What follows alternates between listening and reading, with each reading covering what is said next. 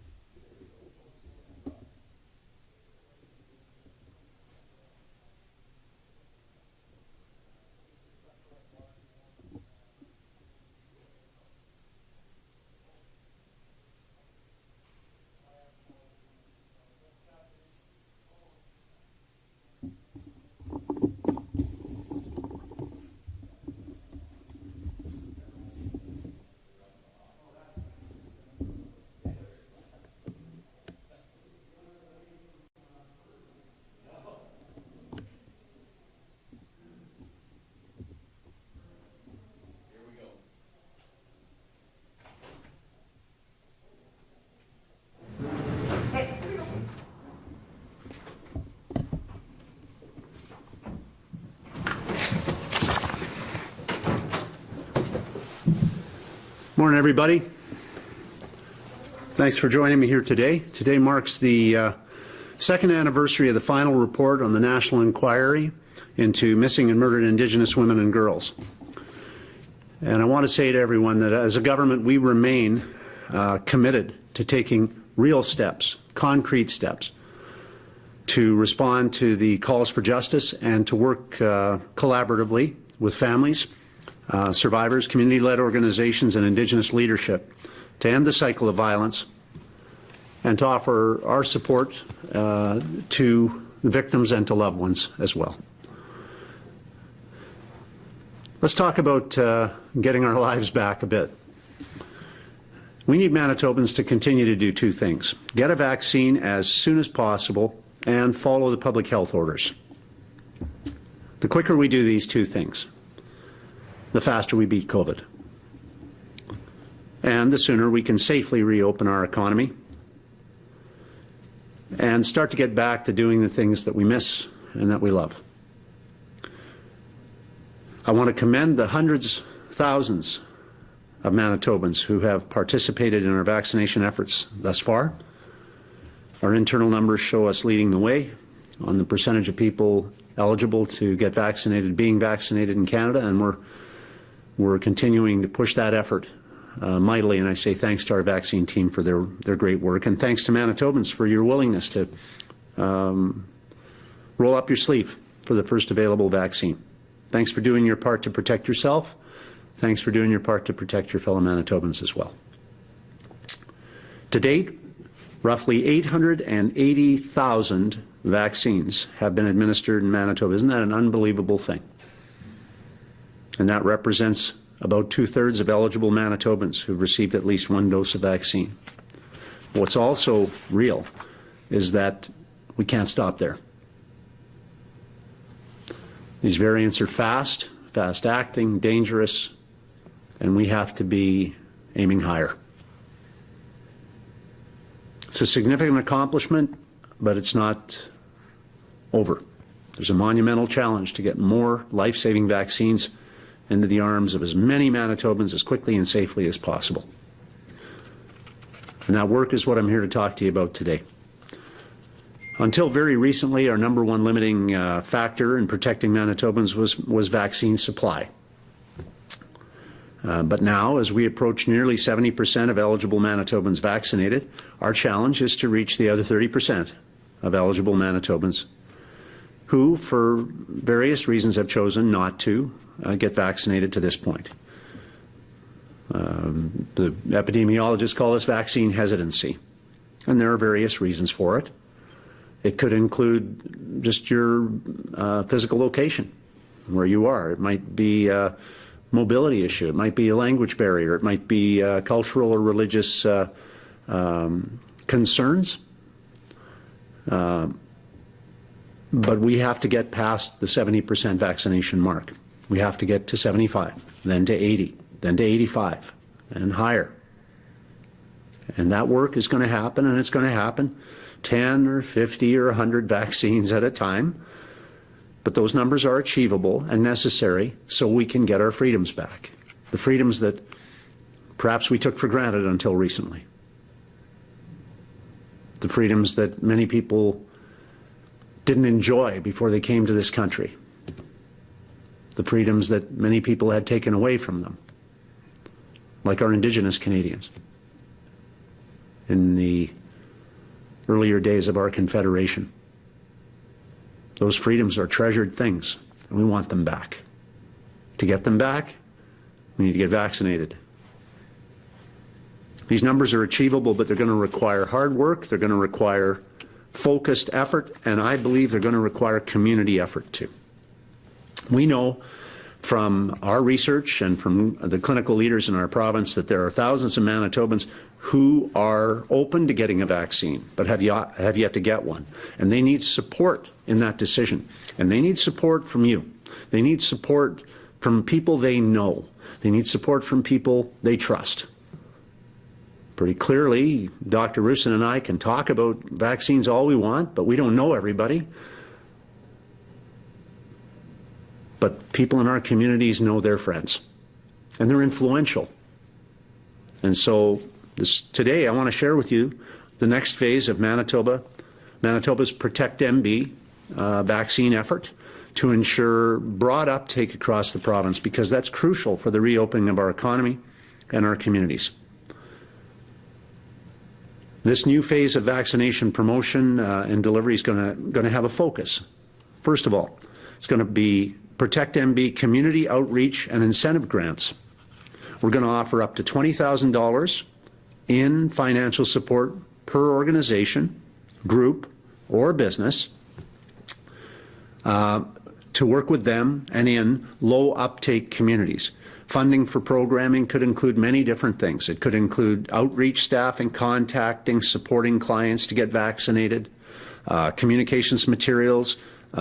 It could even include community level incentives like meals. Interested applicants are encouraged to register now for an information session at protectmb.ca. Our government is ready to support and encourage community-based Team Manitoba efforts to protect all Manitobans through vaccination. Throughout this pandemic, we've reached out to you to ask for advice, to ask for help, to ask for volunteers at times, to ask for your support in doing the right things. And doing the right thing now is helping your friends and neighbors by encouraging them to get a vaccine. Secondly, Manitobans, as I said earlier, have had many freedoms restricted during this pandemic, and they're missing them. We all are. Getting vaccinated will allow us to get our freedoms back, which is why we're unveiling the next phase of Protect MB's advertising campaign. It's going to focus on the activities and the spaces that Manitobans have missed most of all, and that vaccination will allow us to return to. We lost these things, now we can get them back. Manitobans have told us that getting back to the things they love is one of the biggest incentives to getting vaccinated, and we're going to reinforce that through this advertising campaign. At every step of the way throughout this pandemic, we've endeavored to reach out directly to you to provide information, to provide education, sometimes to demonstrate the severity of not doing the right thing, and sometimes to demonstrate the rewards of doing the right thing. These communication efforts will be bolstered by a $2 million traditional and digital advertising campaign, media bulletins, news releases, press conferences, telephone town halls, stakeholder and industry roundtable discussions, multiple public surveys on Engage MB. Now, some of you may be thinking, well, I already got my vaccine and I got my second one booked, so why are they bothering to incentivize me? We're not. We're happy that you made that choice, but many others need to too. And so our focus and my announcement today centers on those folks, the ones that you need to talk to do the things you've already done. You have your reasons for doing them. Share those reasons with others in your circle of influence. All of us have those circles. And someone in your circle needs your word of support right now because they trust you and they want to hear from you about the importance of doing this. Information's power, and we're doing everything we can to ensure that Manitobans have the information and the support they need to make the right decisions to protect themselves, protect their loved ones, protect their community. But I'm asking for Manitobans' help now. Thirdly, We have expanded and expanded and expanded our vaccine access. I won't get into the lists of pop-up clinics and super sites right now, just to say that we have them and they're out there. And there are a couple of hundred different options for you, so you'll be able to choose among them to get the most convenient one for you and the one that you feel is the safest. We want to make sure that that access makes it easy, that makes it possible, and that makes it encouraging for you to get your vaccine. Manitoba's Vaccine Task Force shared details about some of this with you yesterday. We're looking to get more vaccines all the time to more communities through pop-ups, community and employer clinics, pharmacies, health clinics, and so on. Finally, I want to say thank you and mention our Protect MB Campaign Advisory Committee. It's co-chaired by epidemiologist Cynthia Carr, by Dana Spiring, my friend who is the president and CEO of the Economic Development Winnipeg organization. And it includes a diverse group of leaders and influencers representative of business, community, nonprofits that's going to help to guide and has given us input already on our vaccine initiatives that's going to help shape our reopening plans. More on that next week. And it's going to help promote vaccination in their networks, their communities, collectively. This is a very impressive and important advisory group for us in guiding us. We're at a critical point in the third wave. There's every reason for optimism. We have more vaccines going into arms. We have people abiding by the public health orders. Continue to do both those two things. Those are the two things that you need to do every day. Abide by the public health orders so we can get our freedoms back. Short-term pain, hopefully not too long-term for gain. And get vaccinated. As a government, we're doing everything we can to bolster vaccine availability, accessibility, to equip Manitobans with the info they need. This is a decision that you need to make as an individual. We accept and understand that. This is your body, and it's your right to make that decision. But it's our obligation to encourage you to make the one that's best for you. And best, I think, for Manitoba and for Canada as well. We all want to get back to some sense of normal. And the path forward to do that is to get Manitobans vaccinated as soon as possible. It's time for all of us to get on Team Manitoba. Time for all of us to work together to get this vaccine campaign finished. And it won't be finished until Manitobans are vaccinated in sufficient numbers so we can protect each other, we can protect our healthcare system, and we can safely reopen our economy and our communities. Manitoba is a beautiful province for community-mindedness. This is the chance to use that community-mindedness, that wonderful quality that Manitobans have demonstrated throughout our history as a province of supporting worthy causes, to support this one.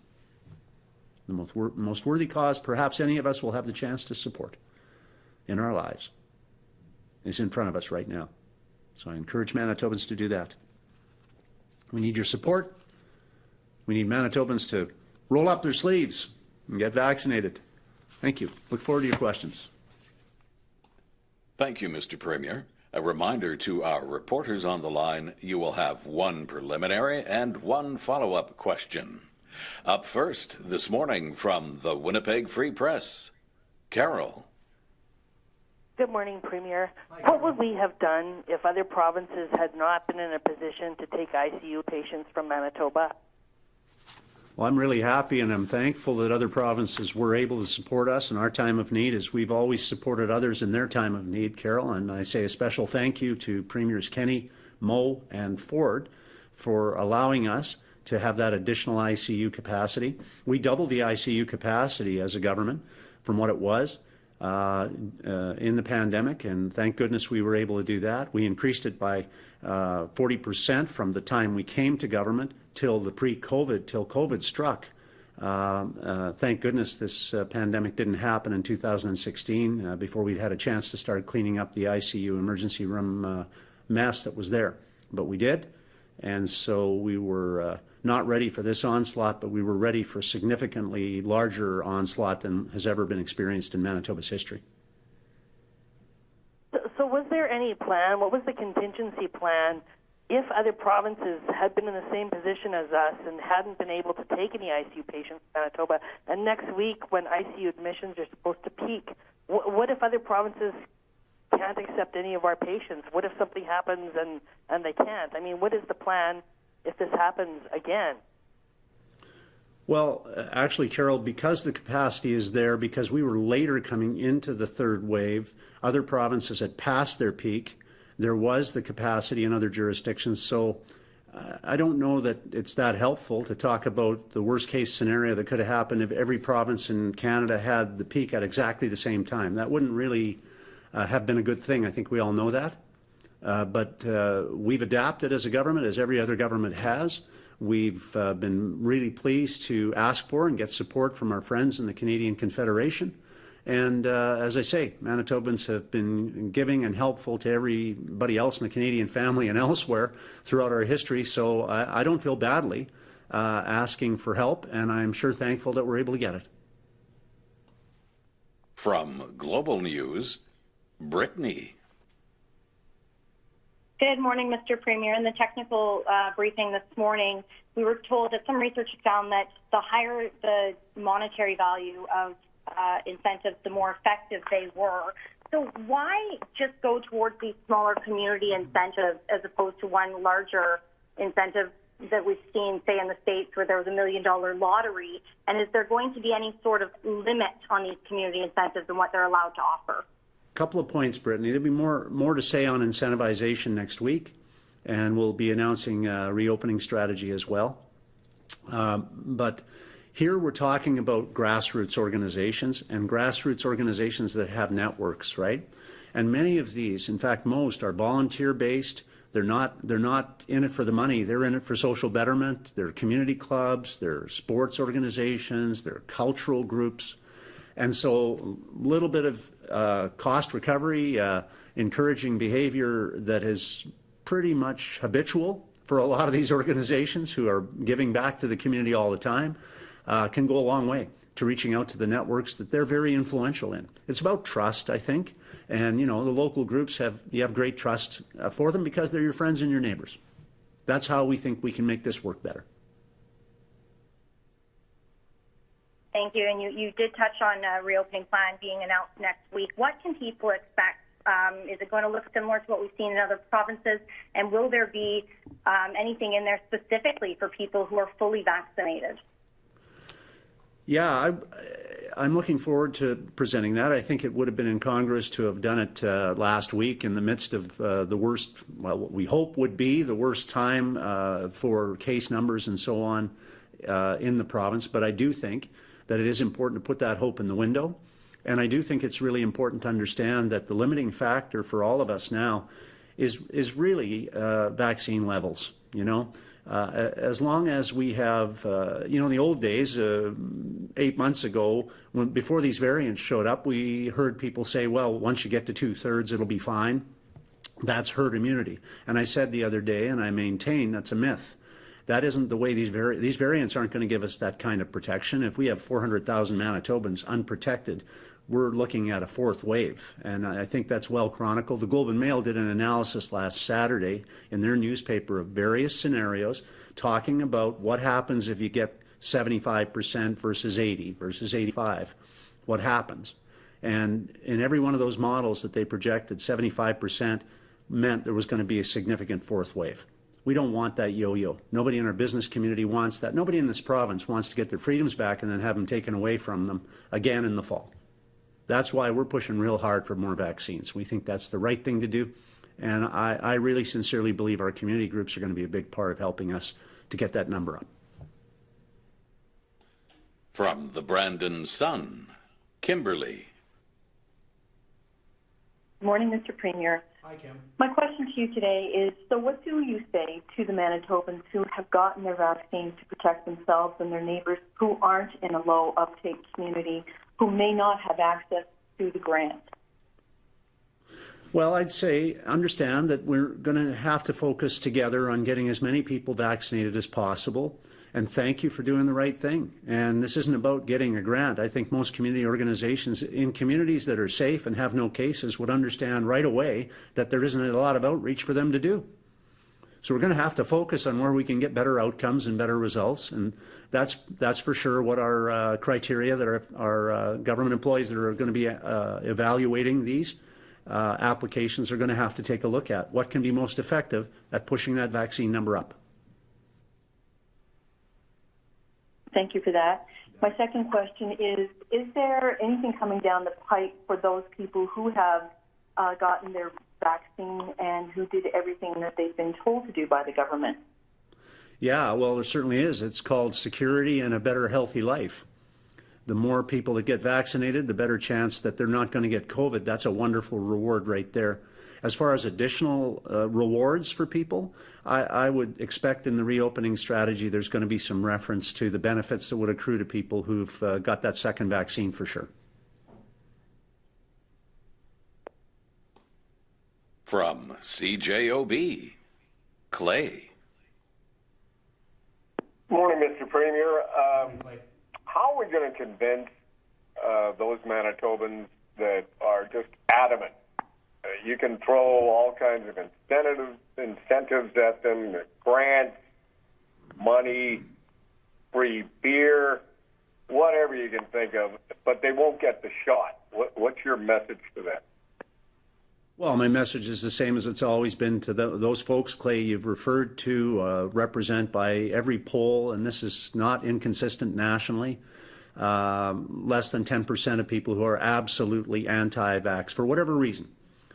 The target has to be those folks who are persuadable. And that would be another 20% perhaps who have for some reason said that, you know, I'd like to delay this a little bit. I'm not quite confident yet in the vaccines, or I'm just reluctant to do it for whatever reason.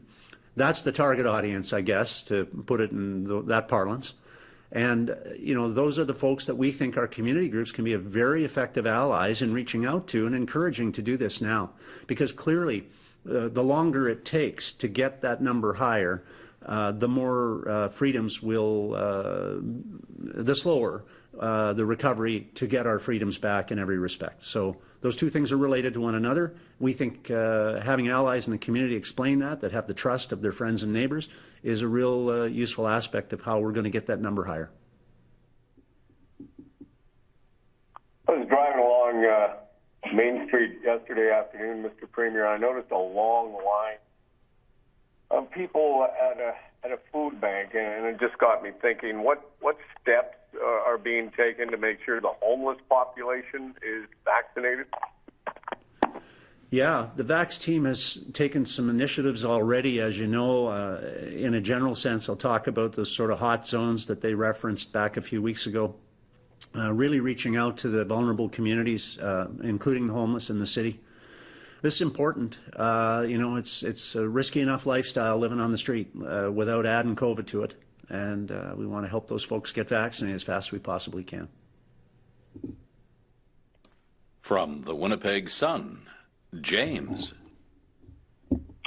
Good morning, sir. Hi, James. There were not that many people at the last anti-vax rally at the Forks, perhaps 150. Do you think those experiencing vaccine hesitancy or even refusal are slowly being won over? And if so, why might that be? Well, James, the numbers are pretty clear. I've seen polling from comparing last December to, if I remember correctly on the poll, it was to the middle of May, showing that the percentage of vaccine hesitancy had dropped significantly in virtually every demographic. So I think part of that was the reality of seeing COVID, the reality of understanding through the media and through personal experience perhaps, that COVID really is real and that it impacts on people in a real way. The more people see that, the more people understand that, the better, because it is about the dangers of COVID after all. And COVID kills people, and COVID makes people really sick. And getting a vaccine really reduces your chances of being sick, and of course helps you to protect others as well. So that message is getting out there, not to everyone ever, but it's getting out to more and more people all the time, and that's good. Is it possible that vaccines could possibly become mandatory in a worst-case scenario? It isn't. Not under my leadership, it won't be.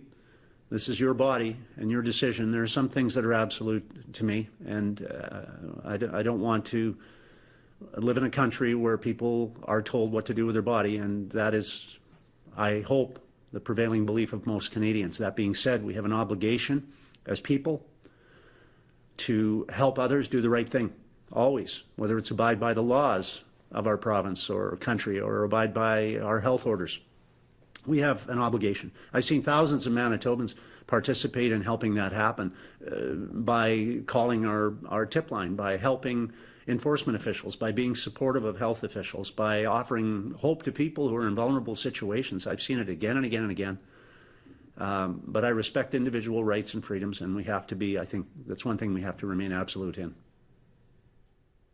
Thank you. From CBC Manitoba, Bart. Mr. Premier, on that note, what is your personal philosophy on the notion of preventing unvaccinated people from entering certain kinds of post-pandemic amenities, such as movie theaters, concert halls, professional sports venues, large places where people gather in large numbers? There is already, we've seen in Ontario, there's been one university that says unvaccinated students cannot go and live in residence, and it's not based at the broad school population. But you just ruled out making vaccine mandatory. I understand that. What is your position on the idea of restricting some privileges for unvaccinated people? Well, we already have, Bartley, you know this better than anyone. I mean, we have requirements to do for a number of activities and pursuits right now that you have to satisfy before you can do them. I think as an interim measure, being able to prove that you've been double vaccinated, for example, so that a larger group can get together of unvaccinated people. For example, in a seniors' home, we have the vast majority, thank goodness, of our seniors protected now with a second vax. Being able to have them have a chance to get together socially, as opposed to another group where nobody's been vaccinated or a smaller number has been vaccinated, it makes, I think, common sense to most people.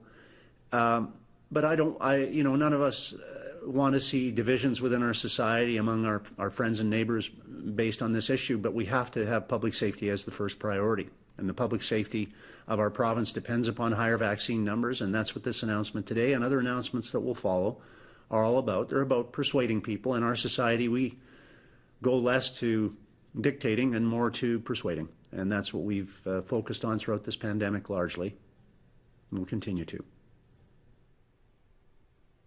So on that note, if I'm understanding what you're suggesting there correctly, are you saying that in the short term, at least, the province will restrict some movements of unvaccinated people to places such as personal care homes?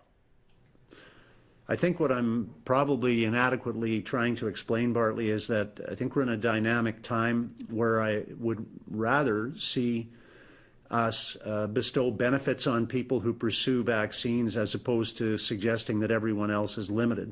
In other words, that there's a bonus for getting your vaccine. As I said before, the first bonus, the most important one, is that you're protecting your health and well-being.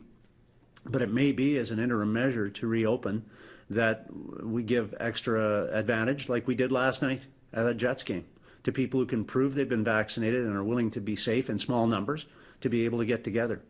To not give these benefits is to say that all of us have to be in lockdown until everyone is vaccinated, and I don't think that's a realistic model for us to follow, and I don't think it's one most Manitobans would want us to follow. Thank you. Thanks, Bartley. From the Canadian Press, Steve. Oh, hi, Premier. I noticed that the money for these incentives is going out through community groups. And I'm wondering what feedback you got from the survey, the public engagement, but also the independent survey that convinced you not to offer sort of direct incentives from government, but rather have it go through community-level groups.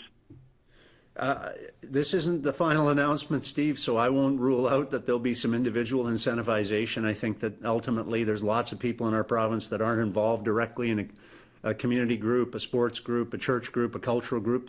They're not. So we're not going to reach them this way. So we're going to look to reach them in other ways. But I was just going to give a couple of examples of where I think this might work. We've got lots of sports organizations in the province. Sadly, a lot of them, and I come from a sports background, and I'm teased about it by some of you in the media, but I like to think that our sports organizations have real good outreach and a real good impact on our young people in particular. One thing they could get involved in might be to send information about vaccination out in a league newsletter, or they might be able to contact all the league members with booking information. They might be able to partner with the task force and deliver a pop-up clinic at a local rink or community club. These are the kinds of things that we can get done together that are better done at the local level, better done by local community people, and I think they're going to be more influential than I'm going to be, because I'm not a member of every community club, every church group, and every activist organization, community or cultural organization in the province, though I'm a supporter of them. I'm not the guy to do that. I think our community grassroots organizations are a real good, intelligent way to reach out to their members where they have influence and help encourage them to do the right thing and get vaccinated. And back to the questions about the intensive care units, I think we're still expecting to see a peak that is not here yet, but it will be here in the coming days, given the lag from the caseload numbers filtering through the hospital system. Have you been given any indication as to whether we will exceed the capacity of Ontario, Saskatchewan, and Alberta to accept our COVID-positive intensive care patients? Absolutely none. There's no reason for Manitobans to fear in that respect whatsoever. We just got a commitment from Premier Kenney yesterday for a significant number of additional beds should they be needed. We would hope they would not, but that commitment shows you how the family of our country should work. And so, it's all of us hope that we're at a plateau and we can begin to see a decline in number, but as you quite rightly point out, hospitalizations leading to ICU needs will lag that. And so I am so glad that this didn't hit us in the first year of our mandate in 16, when we had, from the Peachy report, which you can review, members of the media would be familiar with the Peachy report, Manitobans may not. But the Peachy report outlined the mess we were in at that time with unstaffed, non-staffed beds being counted as emergency and ICU capacity when they weren't available a lot of the time. We've upgraded our staff. We did this in the first 4 years before COVID to significantly, by 40%, increase the staffing, increase the equipment availability, and supersize or strengthen up our ER and OR capacity. And it still isn't enough. But the fact that we have increased by 40% before COVID, and then doubled that in the early days of COVID with the strategic work that we've done together with our nurses, with our doctors, with our advisors, medical leads, it's really an incredible accomplishment, and it still isn't enough. So the support of other provinces has been essential to help Manitoba, and I say, Manitobans, you deserve the payback, because we've helped a lot of other provinces too in our history, and we'll continue to do that. In this case, we need their help though, and I thank them for it.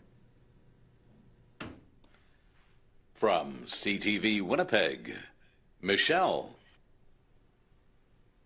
Hello, Premier. Hi, Michelle. I'm wondering if, since the focus here is education and community level conversations, and it really doesn't have to do anything with supply of vaccines, why didn't we start this kind of outreach on the community level sooner in Manitoba? Why are we doing it now and not earlier? We could have been doing this concurrently with the vaccine rollout. Yeah, no, that's a great point, Michelle. Up until now, I would say we've been reactive to an existing demand, right? So there's been no shortage of Manitobans wanting to get vaccinated. I think we're going to be moving in the next while here, possibly fairly soon, to a situation where we need to get that next group, the next 10, 15, 20% persuaded. And so the persuasion initiative that's underway, the advertising campaign, the community initiatives that are going to get underway are going to assist us to start to fill that gap. Right now there isn't a gap, but there's potentially going to be one. There has been one. When I talked to Doug Burgum, for example, governor of North Dakota, he said they went from lineups within a fairly short period of time to having to persuade people to come in. And that's been mirrored in a lot of other United States, and we think in conversation with some of the other premiers that this is what they're looking at over the next few weeks as well. So if we can get, I was going to mention another possibility here. I think this is an example of something else that could work. We've got we're the home of hope for people from all over the world. And we've got, because of our provincial nominee program in large part, we've brought people, immigrants into not just Winnipeg, but Manitoba in significant numbers over the last number of years. And there's sometimes linguistic and cultural challenges there. The best way to get through those challenges and address them, I think, is to have the alliance of support from community groups. So we could, for example, have a community organization in downtown Winnipeg offering vaccine information in multiple languages and doing outreach to appropriate communities where that would be an additional way to get our messaging out, because English is a second language to many Manitobans. Equipping outreach volunteers and staff to promote vaccination, partnering with the task force on a clinic that's in that immediate area, so folks who don't have access to a vehicle, for example, or who are more comfortable going into a center that's close to where they live, will be encouraged to do that. These are, I think, all part and parcel of the initiatives that we're going to be launching and have launched over the last number of weeks and months. Okay. Well, why didn't we do it sooner, though? Well, we didn't have a shortage of people. We are going to. We want to encourage more people to come, and we're striking while the iron's hot. You don't advertise for the sale of a project of a product 6 months before you need to sell it. Our final reporter this morning, Mr. Premier, from CHVN, Taylor. Hi there. How has vaccine shaming affected uptake? You know, we've seen in some cases these kinds of comments, which some has been made in press conferences, is fueling that refusal to get a vaccine. Sorry, Taylor, I missed the first chunk of that. So do you mind repeating your question, please?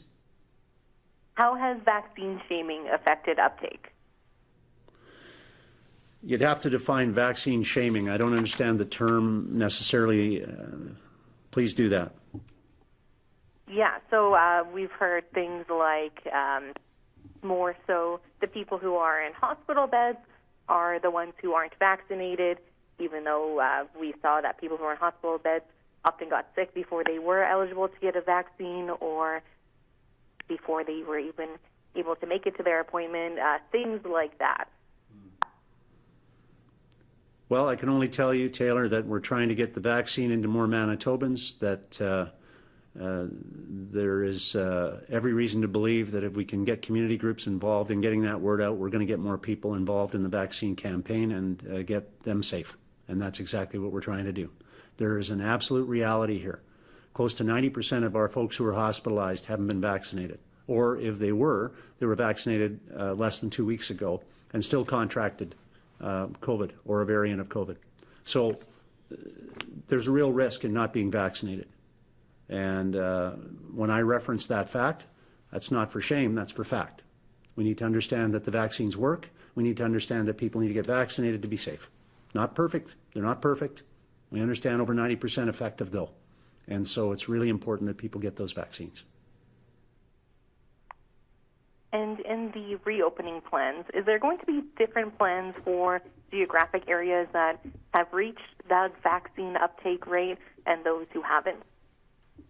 Yeah, this will be government employees that will be charged with the responsibility of evaluating applications. We hope we have many. We are reaching out to community groups and encouraging them to respond. They'll evaluate based on the effectiveness and the potential for effectiveness to move our number up. And so I can't, it's not going to be a political decision, and nor has it been throughout the time of our government when we have issued hundreds of thousands of grants, for example, to small business. It wasn't a political decision. On our cultural stay-at-home program, we had thousands, tens of thousands of Manitobans benefit from that program. These aren't political decisions, and I emphasize that because I think for many Manitobans, they'd be more inclined to get a vaccine if they heard it from a community member than they heard it from the government. It's a reality. Say thanks to everybody. Ask you to be careful out there. It's going to be a hot one. And it's going to be a hot one for the Montreal Canadiens next time they play. Premier Legault has agreed to a friendly wager, and he's agreed that he's going to be wearing the Winnipeg Jets jersey when we beat the Habs in this series. And I've agreed, though I won't have to wear the Montreal Canadiens jersey if we're not successful. However, just as we're going to fight from behind with COVID and be successful, so too the Winnipeg Jets will fight from behind and beat the Habs. Thanks, everybody.